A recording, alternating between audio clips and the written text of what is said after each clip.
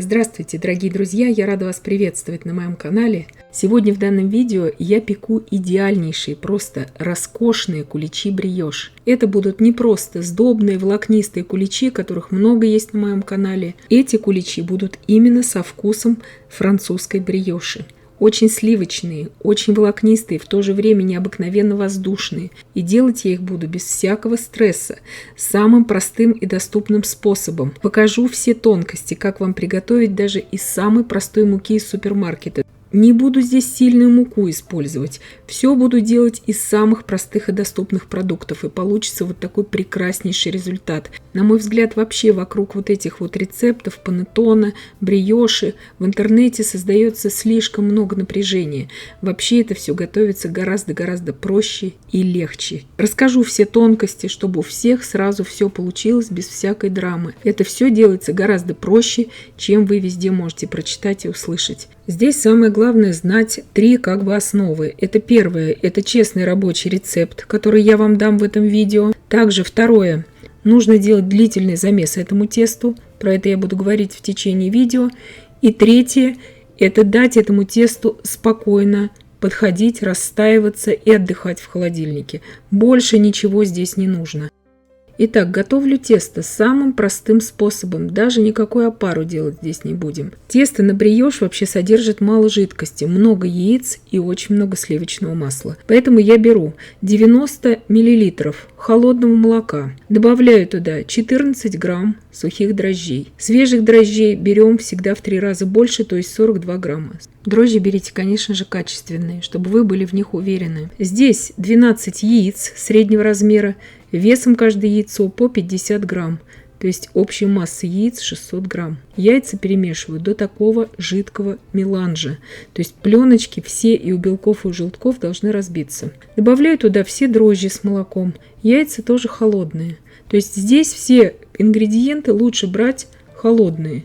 Не теплые, как мы привыкли, а именно холодные для бриоши. Все это перемешали. Здесь у меня 900 грамм совершенно обычной муки из самого простого супермаркета. Вот такая вот мука в Германии. Здесь 11,5 грамм белка на 100 грамм муки. Добавляю туда к муке 16 грамм ванильного сахара, 10 грамм соли, 180 грамм сахара. Больше сахара я здесь брать не советую. Вообще в бриоше берется еще гораздо меньше сахара, в классической бриоше. Но раз у нас куличи, уже здесь, закрывая глаза на все это, берем 180 грамм сахара, не больше, иначе тесто потеряет свою консистенцию. Уже будет не бриош, а что-то другое. И сейчас просто вливаю в дежу тестомеса, вот таким вот образом сначала сухую смесь, потом жидкую, сухую, жидкую, чтобы быстрее сейчас замесилось это тесто и ничего у нас не прилипло к донышку. Жидкости здесь мало, поэтому вот таким образом очень быстро замешивается. Сейчас на средних оборотах миксера я перемешиваю все это до однородности, добавлю туда еще 2 мл ромовой эссенции, ромового ароматизатора. И буду вымешивать на средних оборотах миксера это тесто примерно 20-22 минуты. То есть вот до такого состояния, когда тесто уже очень хорошо начнет отделяться от стеночек. Оно будет подлипать, и это нормально. Вот такое красивое уже тесто. Яиц много, поэтому вот такой цвет у теста и очень мало жидкости. Вот так оно лениво стекает, вот таким оно должно быть на данном этапе. Тесто не должно быть теплым, то есть оно должно быть прохладным. Не следует замешивать тесто на бриош, если у вас в кухне плюс 35 градусов. То есть это не этот вариант. То есть тесто уже практически не липнет к скребку, оно уже объединяется вместе, оно очень еще подвижное, но уже совершенно другой консистенции. Добавляю туда 450 грамм. Вот такого холодного, но пластичного сливочного масла. Добавлять я буду порциями. Естественно, сначала вмешали одну порцию, потом другую, и так постепенно.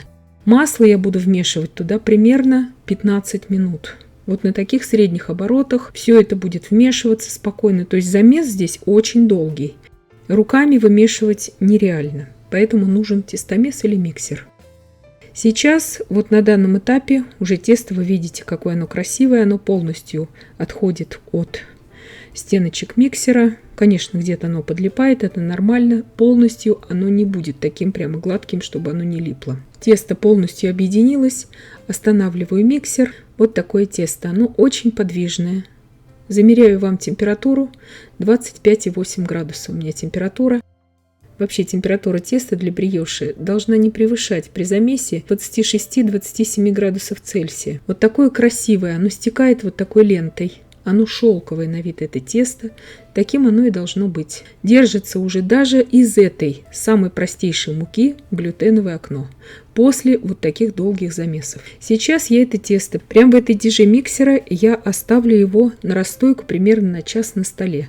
То есть оно у меня должно так вдвое увеличиться. Потом я его буду убирать сейчас в холодильник на ночь. Итак, у меня прошел час. Оно увеличилось в объеме, вот такое красивейшее оно. Сейчас я его просто растяну на столе. Тут смазала стол растительным маслом без запаха совсем немножко.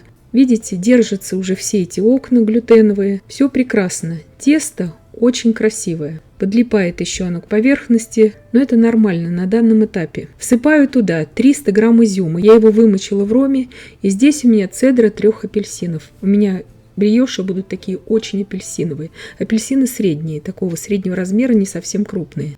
Собираю все это тесто опять в шар, такой он красивый получается, и уберу сейчас его в холодильник на 10-12 часов. Можно даже до 18 часов держать его в холодильнике. Я его не растягиваю, я его не вытягиваю больше никак, ничего. Просто уберу в холодильник. Вы можете его сразу же разделывать на куличи и сразу выпекать из него куличи. Оно не такой сильный глютеновый каркас создаст, но уже будут волокна, уже будет все прекрасно. Но лучше подержать в холодильнике хотя бы часов 5, хотя бы. Я уберу на ночь. Вот таким вот образом убираю на ночь. У меня прошло здесь около 12 часов. Тесто вот так вот лениво поднялось, насколько это возможно было в холодильнике. У меня плюс 4 температура выставлена. Тесто холодное, оно такое как бы восковое, вот на ощущение. Очень пластичное, из него очень приятно что-то лепить. Сейчас я его буду уже разделывать, чтобы помещать его в капсулу для куличей. В каждую капсулу по 11 сантиметров в диаметре я буду выкладывать по 300 грамм теста. Но здесь у меня будут вкладыши из пекарской бумаги в каждую капсулу. То есть я ее надставлю, эту каждую капсулу, на 2,5 сантиметра. То есть стандартные от производителя идут эти капсулы обычно 8,5 сантиметров в высоту. У меня же эти капсулы будут теперь уже по 11 сантиметров в высоту. И вот этот силиконизированный пергамент, который я буду использовать, он нам сделает идеальные просто боковинки у наших куличей.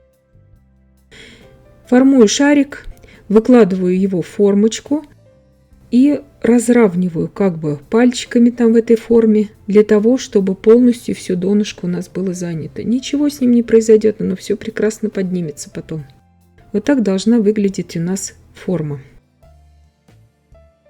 Таким образом, я сейчас наполняю 7 таких капсул по 11 сантиметров в диаметре и 11 сантиметров в высоту. Если же вы не будете использовать эти вкладыши, так называемые из бумаги для выпечки, и у вас будет 8,5 см в высоту каждая капсула, следует брать не 300 грамм теста, а уже 250, иначе у вас грибами поднимутся все эти куличи. И еще один кулич большой я сделаю из этого же теста. 430 грамм я кладу теста на капсулу бумажную 13,5 см в диаметре и 11 см в высоту, благодаря тому, что я делаю опять же вкладыш из бумаги для выпечки. Надеюсь, что я понятно объяснила. Я вам в описании под видео напишу, сколько теста выкладывать на капсулы. Итак, сейчас я буду ставить это тесто на длительную расстойку.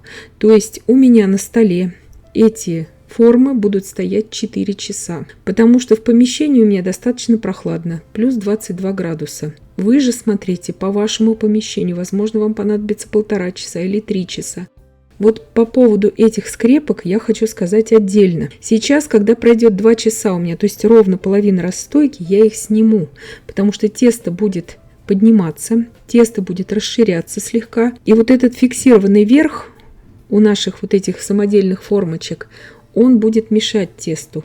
Я не советую это тесто ставить под лампочку в духовку, вот с такими вкладышами, потому что у вас вкладыши пойдут вместе с этим тестом наверх. Имеется в виду на расстойку на 30 градусов в духовке, не для выпечки я имею в виду. Очень часто такое бывает, потому что тесто очень-очень воздушное, но не тяжелое.